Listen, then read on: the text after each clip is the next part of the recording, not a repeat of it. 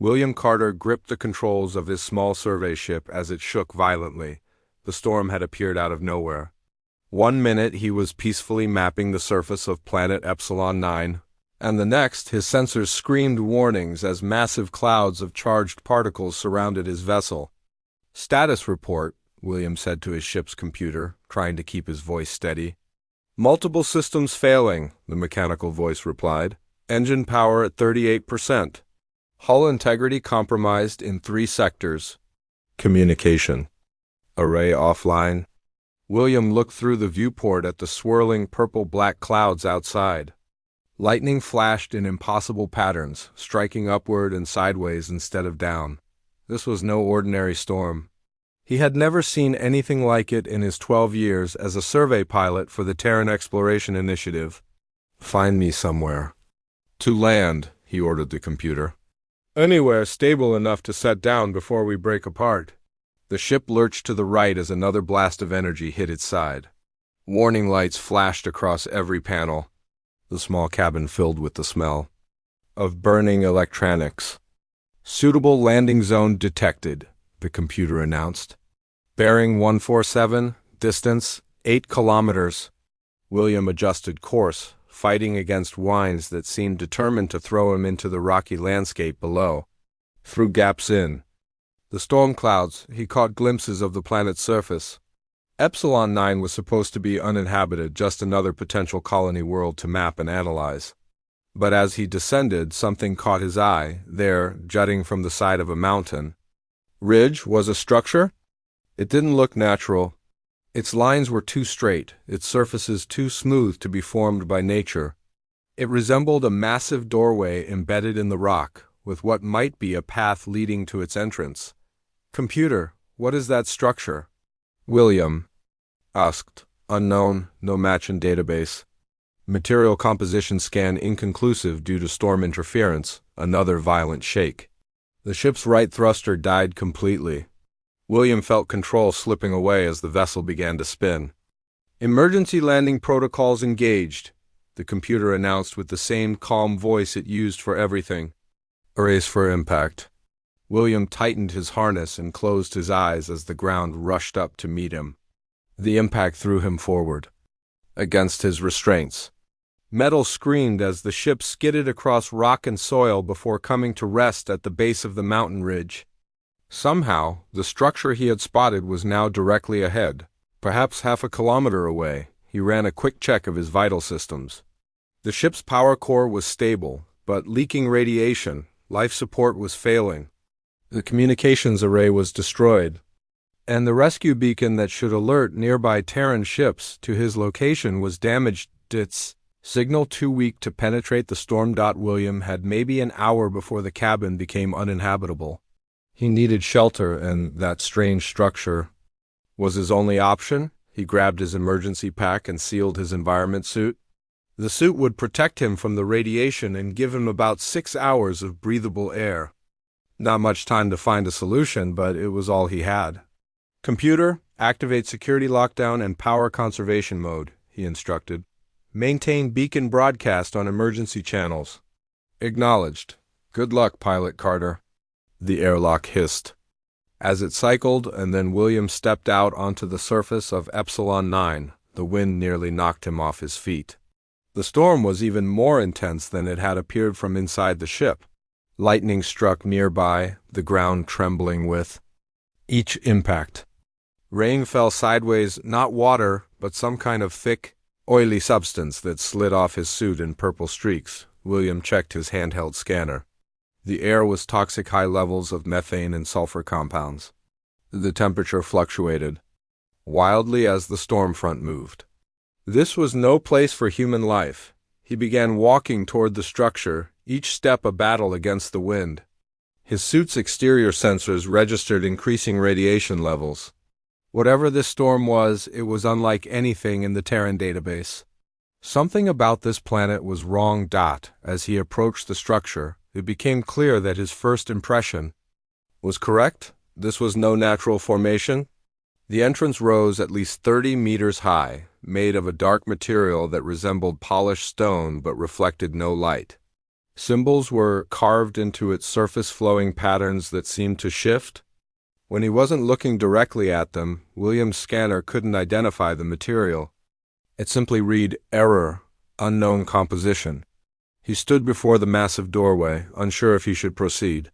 Everything about this place set off warning bells in his mind. But a glance back at his ship, now barely visible through the storm, reminded him that he had no choice. The radiation leak would only get worse, and the storm showed no signs of abating. He approached the entrance cautiously. As he drew closer, something strange happened. The air around the doorway seemed clearer, calmer. The wind died down, and the lightning avoided this area completely, as if the structure was somehow repelling the storm. William reached out to touch the surface of the door. It felt warm under his gloved hand, almost alive. And then, without any visible mechanism or trigger, the massive door began to open. It made no sound as it slid sideways into the mountain, revealing a dark corridor beyond. Cold air rushed out. From inside, free of the toxins that filled the atmosphere outside, William checked his scanner again. Surprisingly, the air within seemed breathable and oxygen-nitrogen mix similar to Earth standard. The radiation levels were normal too. Against all logic, the interior of this alien structure appeared safer than the storm-ravaged landscape. William hesitated at the threshold. Going inside meant leaving behind any hope of immediate rescue if his ship's beacon was detected. But staying outside meant certain death when his suit's air supply ran out. With one last look at the raging storm behind him, William stepped through the doorway. Soft blue lights activated along the corridor as he entered, illuminating a path deeper into the mountain. The massive door slid shut behind him with a gentle hiss, sealing out the chaos of the storm. He removed his helmet, taking a cautious breath. The air was cool and slightly sweet, with an undertone of something like cinnamon. After confirming it was truly safe, he took off his gloves as well. "Hello?" William called out, his voice echoing down the corridor. "Is anyone here?" Only silence answered him. But as he began walking deeper into the structure, following the path of blue lights, he couldn't shake the feeling that he was being watched. That he was not alone in this ancient place.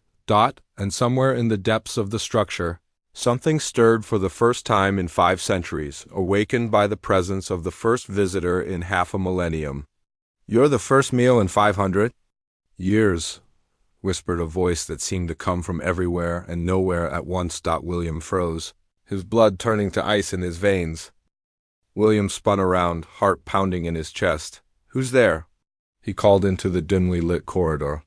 His voice echoed back to him, but no other sound followed. Had he imagined that whisper? The crash and the stress of his situation could be playing tricks on his mind. He took a deep breath and tried to calm himself. "Focus, Will," he muttered.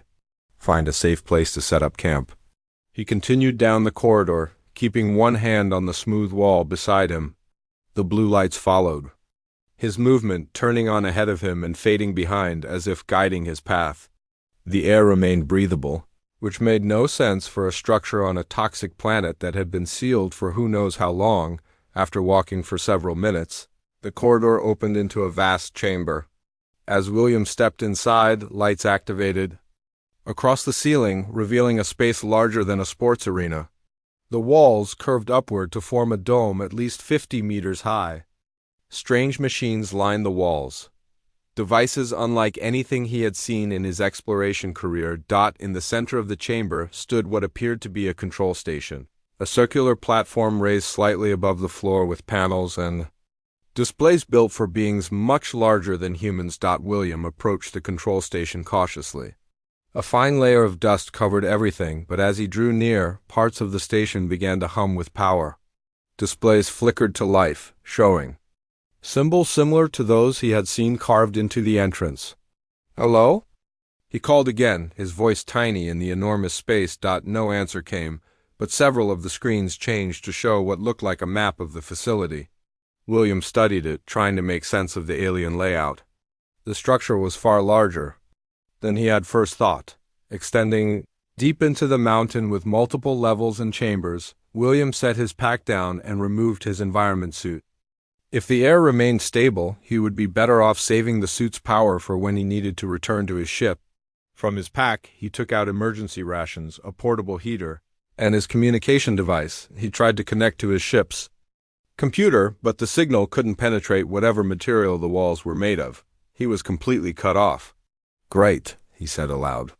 "Crashed on an alien planet, trapped in a mysterious structure, and now I'm talking to myself." William set up his small camp near the control station. He placed the heater on the floor, arranged his sleeping bag beside it, and laid out a day's worth of rations. His training taught him to conserve supplies until he knew how long he might be stranded. As he ate a tasteless protein bar, he noticed something odd about the dust on the floor.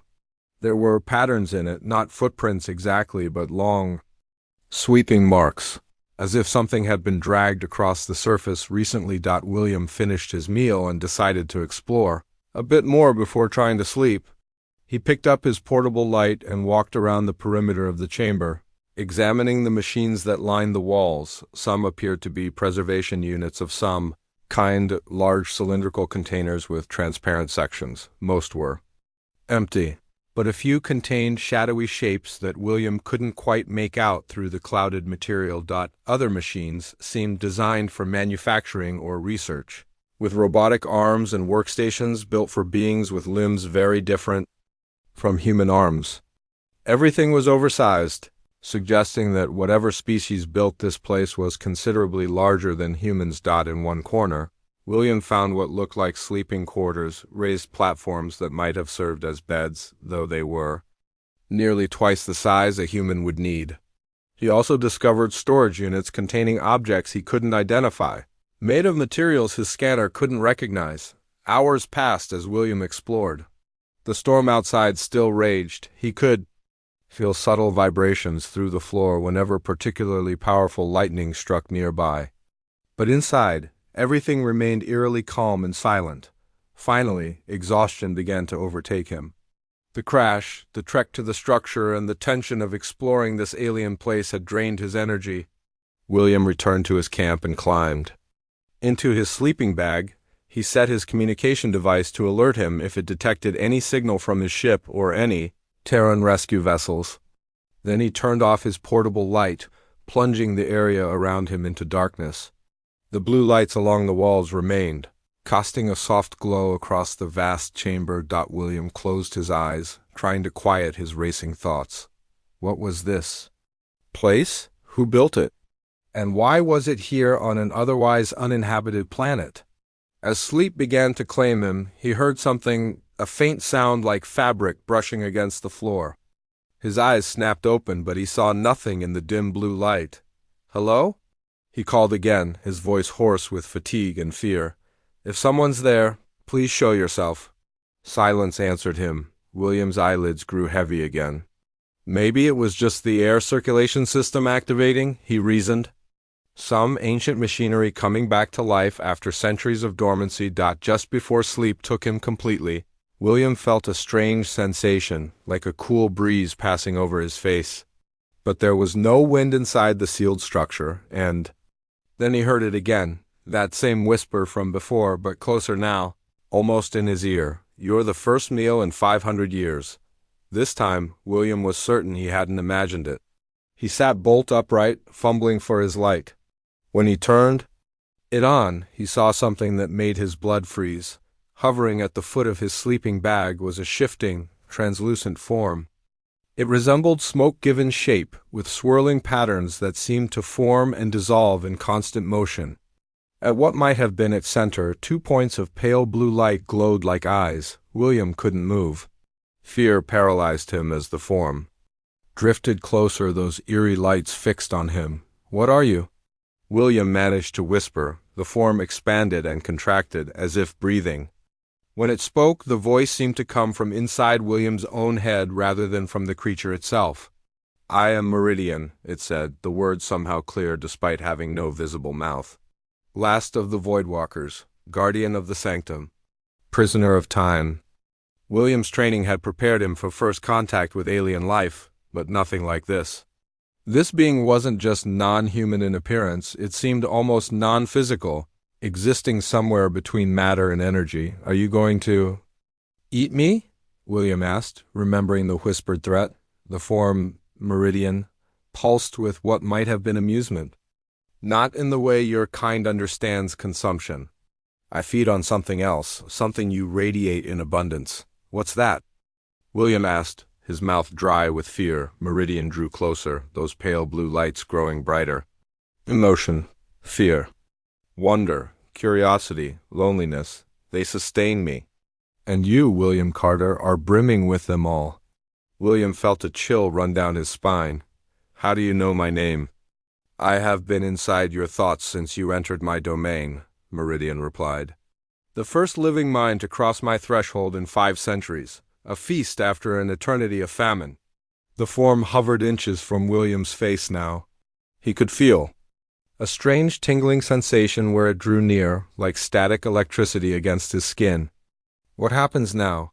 William asked, fighting to keep his voice steady. Meridian's form rippled. Now we learn from each other. You seek shelter from the storm outside. I seek relief from the storm of solitude within. Perhaps we can help one another. The blue lights that served as Meridian's eyes dimmed slightly.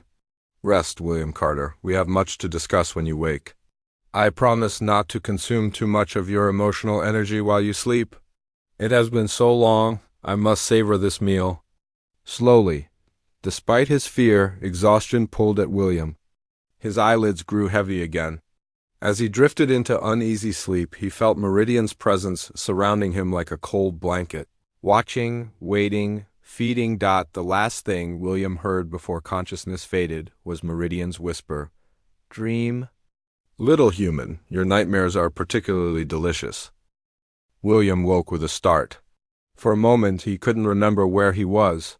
Then it all came flooding back, the crash, the storm, the strange structure, and Meridian. He sat up quickly, looking around for the ghostly entity. The vast chamber was quiet. Blue lights still glowed softly along the walls. His portable heater hummed beside him. But there was no sign of the shifting, translucent form he had spoken with before falling asleep. Meridian, he called out. I am here. The voice came from everywhere and nowhere at once. William watched as wisps of smoke-like substance gathered in front of him, swirling together to form Meridian's shape. The pale blue lights that served as eyes blinked into existence. Did you sleep well? Meridian asked, its form pulsing slightly with each word. I had strange dreams, William replied, rubbing his eyes. Were you in my head while I slept? Yes, Meridian admitted without shame. Your dreams are nourishing, full of places I have never seen, people I have never met. Your Earth is fascinating. William frowned. I don't like the idea of you poking around in my memories without permission. Meridian's form rippled in what might have been a shrug. Forgive me. It has been so long since I had company, the rules of polite behavior have become distant. William stood up and stretched. His muscles were stiff from sleeping on the hard floor. He checked his watch. He had been asleep for nearly 10 hours. Outside, the storm likely still raged, but in here, time seemed to stand still. You said you're a void walker, William said as he opened a ration pack for breakfast. What does that mean? What is this place? Meridian drifted to the center of the chamber, expanding its form until it was twice William's height. The blue lights grew brighter. My people were once a great civilization, Meridian began. We explored the void between stars when your ancestors were still learning to make fire. This facility, the Sanctum, was one of our research stations. William ate his tasteless breakfast as Meridian continued. We Voidwalkers evolved beyond physical bodies long ago. We exist as energy patterns, consciousness without fixed form. We feed on emotional energy, which every sentient species produces. Like a psychic vampire, William said. Meridian's form flickered. A crude comparison, but not entirely wrong. We did not harm those we fed upon. Most never knew we were there, skimming the excess emotions they radiated naturally. So what happened? You said you're the last of your kind. Meridian's form darkened, turning from translucent white to a deeper gray. War happened, another species. The collective feared us. They believed our feeding damaged their souls. They created weapons that could destroy our energy patterns. Meridian drifted closer to William. My people fought back. The war lasted centuries. Planets were destroyed. Stars were extinguished. In the end, we lost. The collective hunted us to extinction. Except for you, William said. Yes, I was captured instead of destroyed. The collective built this prison around me. What you see as the sanctum. They sealed me inside and left me to exist alone for eternity. That was 500 years ago. William felt a chill despite his heater. He wasn't just talking to an alien, he was talking to a prisoner of war locked away for centuries. Why didn't they just kill you like the others? He asked. Meridian's form pulsed. Because I was different. I had spent more time among physical beings than most of my kind. I had developed empathy. The collective scientists wanted to study me, to understand how a Voidwalker could evolve such traits. William stood up and walked toward the control station in the center of the room. And they just left you here? For 500 years? The collective was destroyed shortly after my imprisonment, Meridian explained, following William. A cosmic event, a gamma ray, burst from a nearby star, wiped out their civilization. No one came to free me. No one came to destroy me. I was forgotten. William reached the control station and examined the displays. They showed diagrams and symbols he couldn't understand. Can you read these? He asked.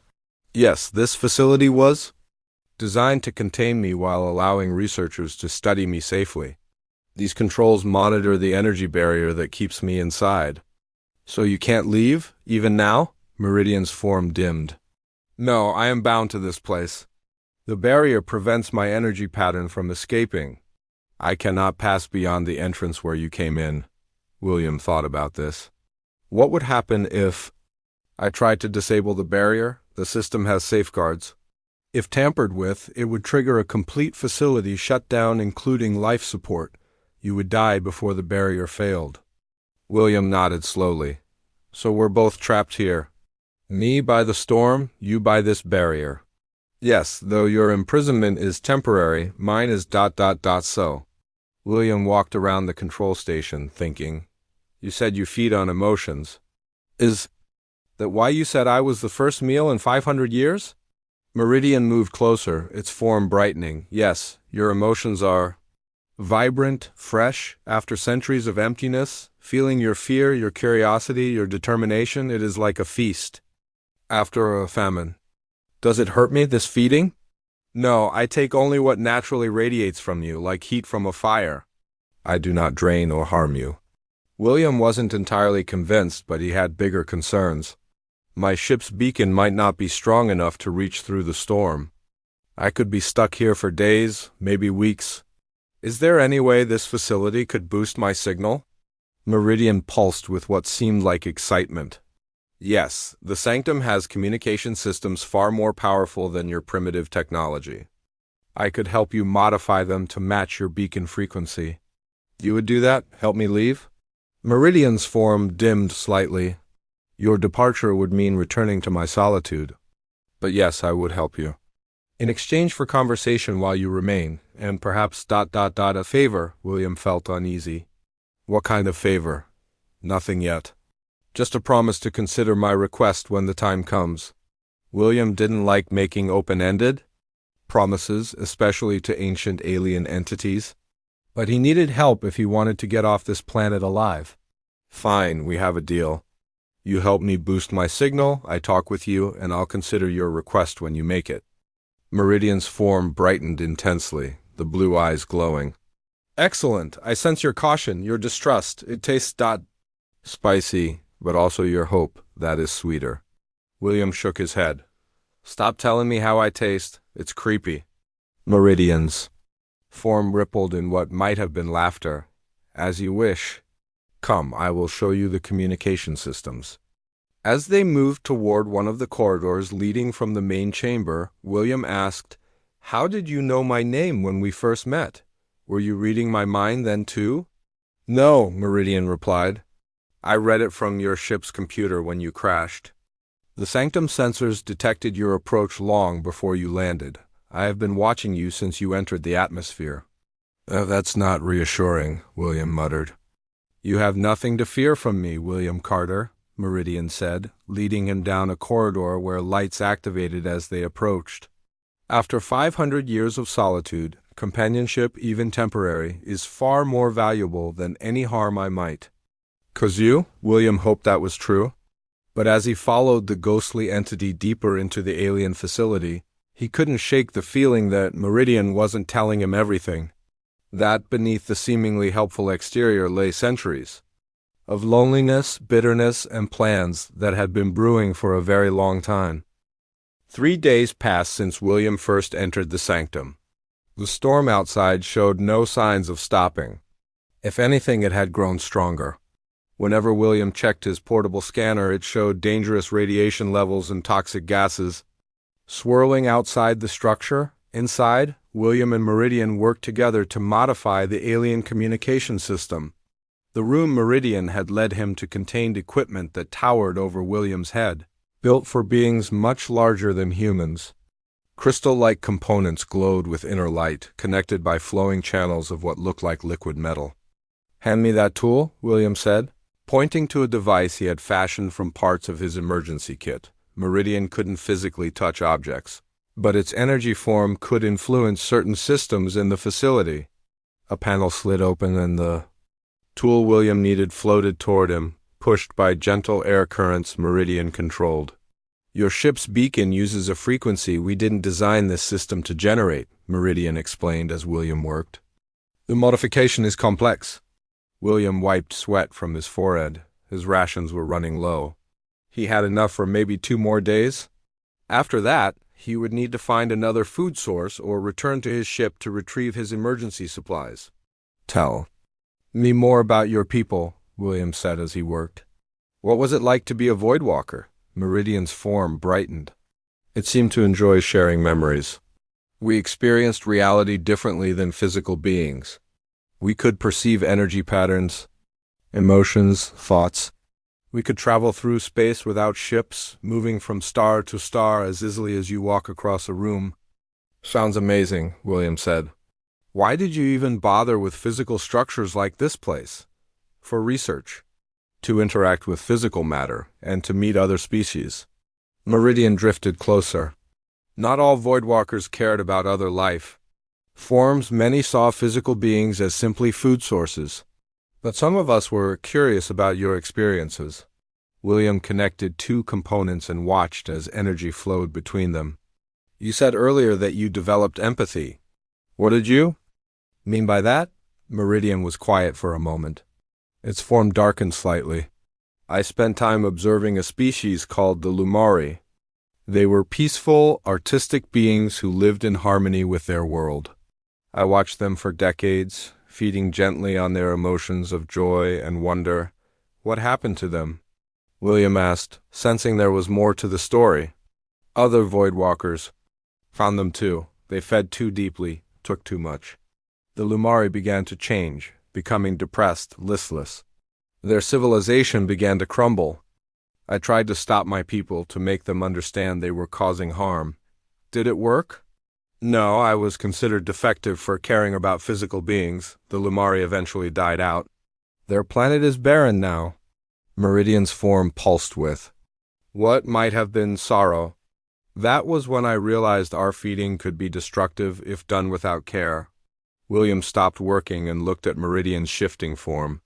"Is that why the collective feared your kind? Because you destroyed civilizations?" "Yes, though they were not innocent either. The collective consumed entire planets for resources. They simply used physical means rather than psychic ones." William returned to his work, thinking about what Meridian had told him. It was hard to know how much to trust the entity. After 500 years alone, Meridian might say anything to gain William's help. "I think this might work now," William said, connecting the final component. "Let's test it."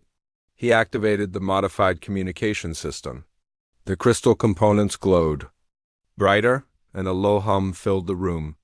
William checked his scanner, which now showed a powerful signal broadcasting on the emergency frequency his ship's beacon used. "It's working," William said with excitement. The signal is at least 10 times stronger than my ship's beacon. If there are any Terran vessels within this star system, they should pick it up. Meridian's form brightened. Excellent. Now we wait for your people to find you. William smiled for the first time in days. Yeah, now we wait. He gathered his tools and headed back toward the main chamber. I should rest. This work took a lot out of me. As they returned to William's camp, he noticed Meridian seemed agitated. Its form shifted more rapidly than usual, expanding and contracting at odd intervals. Is something wrong? William asked as he sat down beside his heater. The time has come, Meridian said, its voice somehow deeper than before. I need to ask for that favor now, William tensed. What favor? Meridian moved closer, looming over William. I need a host, William Carter. A physical vessel to carry my energy pattern beyond the barrier. William stood up quickly. You want to possess me? No way. Not possession, Meridian insisted. Symbiosis. We would share your body temporarily. Once beyond the barrier, I could find another vessel or create one of my own. You never mentioned this before, William said, backing away. Would you have helped me if I had? Meridian's form darkened. I have been trapped here for 5 centuries. Can you imagine such solitude, such emptiness? I understand you've suffered, William said carefully. But I'm not comfortable with sharing my body with an alien entity. Meridian's form expanded, filling more of the chamber. The blue lights that served as eyes grew larger, more intense. I have helped you. I have shared knowledge with you. I have kept you company in this place. Is this small thing too much to ask in return? William felt anger rising. Small thing? You're asking to take over my body? That's not a small thing, Meridian. I would not harm you. We would be joined temporarily. You would experience what it is to be a void walker. To perceive reality as we do, it could be a gift as much as a favor. William shook his head. I'm sorry, I can't agree to that. There must be another way to help you. Meridian's form suddenly contracted, becoming smaller, dimmer. There is no other way. The barrier was designed specifically to contain my energy pattern. Only by joining with a physical being can I pass through it. William sat back down, thinking, what happens if I say no? Meridian was silent for a long moment. Then, in a voice that sounded almost sad, it said, Then I remain here, alone, forever. William felt guilty, but he couldn't risk it. He didn't truly know what Meridian's intentions were once it was free. I need time to think about this, he said finally. Of course, Meridian replied, drifting away. Think carefully, William Carter. Consider what eternal solitude would mean, and consider what wonders we might discover together. Meridian disappeared down one of the corridors, leaving William alone with his thoughts. The modified beacon continued to broadcast, calling for help that might never come. Outside, the storm raged on. William lay down on his sleeping bag, staring up at the high ceiling of the chamber. He was torn between sympathy for Meridian's plight and fear of what might happen if he agreed to the entity's request. Would they truly share his body equally? Or would Meridian take control, leaving William a prisoner in his own mind? As he drifted toward uneasy sleep, William heard a new sound, a faint rumbling that vibrated through the floor. He sat up, listening carefully. It wasn't the storm. It sounded like part of the facility collapsing. Suddenly, Meridian appeared, its form flickering urgently. William, come quickly! The storm has damaged the outer section of the sanctum. The barrier is destabilizing. William grabbed his scanner and followed Meridian through the corridors. If the barrier failed completely, would Meridian be free? Or would the ancient prison's fail-safes trigger something worse? With his heart pounding, William ran deeper into the sanctum, toward a future suddenly filled with new dangers and perhaps new possibilities. William ran through the corridors of the sanctum, following Meridian's glowing form. The floor trembled beneath his feet. Dust and small pieces of the ceiling fell around him. Something serious was happening to the structure. They reached a section of the facility William hadn't seen before. A massive crack ran along one wall from floor to ceiling. Through it, William could see the storm outside, purple lightning flashing against black clouds. The outer shell is failing, Meridian said, its form flickering anxiously. The barrier system is connected to the structural integrity. If too much damage occurs, everything will shut down. Including life support? William asked, checking his scanner. The air quality was already changing, becoming thinner. Yes, we have perhaps 2 hours before the system fails completely. William studied the crack. Can we repair it? Not without materials and tools we don't have, Meridian replied. But there is another option. The entity moved closer to William, the control center. We could redirect power to strengthen the remaining barrier, sacrificing the damaged sections. Lead the way, William said. They hurried to another room, larger than the main chamber where William had made his camp. At its center stood a pillar of swirling energy, pulsing with blue and white light. Around it, control panels displayed rapidly changing symbols. This is the heart of the barrier, Meridian explained. The collective designed it to contain my energy pattern for eternity. But it was never meant to withstand external damage of this magnitude. William approached the nearest control panel. Tell me what to do, Meridian hovered beside him.